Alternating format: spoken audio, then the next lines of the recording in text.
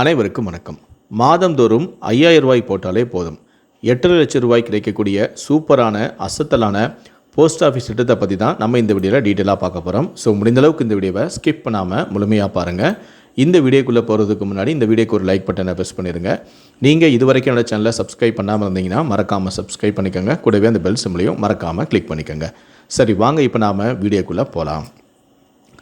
தபால் அலுவலக வங்கி சேவைகளில் சாதாரண சேமிப்பு கணக்குகளுடன் பல்வேறு சேமிப்பு திட்டங்களின் கீழ் கணக்குகள் திறக்கப்படுகின்றன.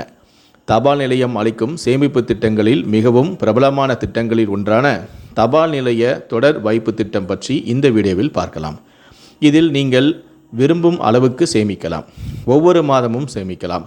இந்த திட்டத்தில் முதலீடு செய்பவர்களுக்கு 6.7% வட்டி கிடைக்கும். 5 வருட முதிர்ச்சிக்கு பிறகு நீங்கள் முதலீடு செய்த தொகையுடன் வட்டியும் சேர்க்கப்படும். இருப்பினும் இந்த திட்டத்தை மேலும் 5 ஆண்டுகளுக்கு நீடிக்கவும் முடியும். அதாவது மொத்தம் 10 ஆண்டுகளுக்கு நீங்கள் இதில் தொடர்ந்து முதலீடும் செய்யலாம்.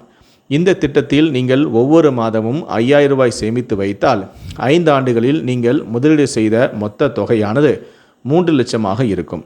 இதற்கு வட்டியாக 56,830 ரூபாயை நீங்கள் டெபாசிட் செய்வீர்கள். இதனால் மொத்தமாக 3,56,830 ரூபாய் கிடைக்கும். இருப்பினும் நீங்கள் அதை இன்னும் 5 ஆண்டுகளுக்கு நீடித்தால் அசல் தொகையானது 10 ஆண்டுகளில் 6 லட்சமாக இருக்கும். அதை வட்டியுடன் சேர்த்தால் 10 ஆண்டுகளில் ரூபாய் 8 லட்சம் ரூபாய் உங்களுக்கு கிடைக்கும்.